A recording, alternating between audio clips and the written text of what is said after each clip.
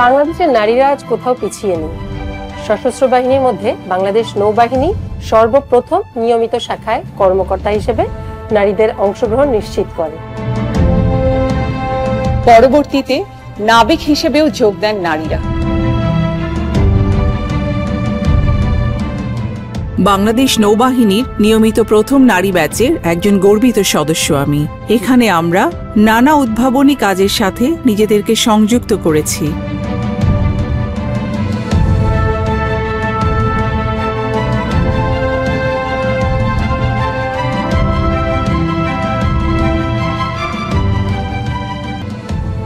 আমি বাংলাদেশ নৌবাহিনীর একজন নারী সদস্য হিসেবে গর্বিত।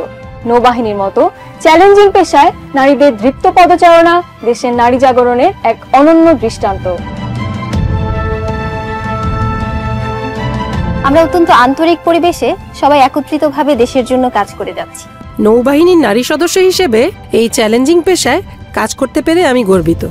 জাহাজ কিংবা ঘাঁটি যে কোনো জায়গাতেই আমরা কাজ করি আমাদের পুরুষ সদস্যদের সাথে সমান তালে।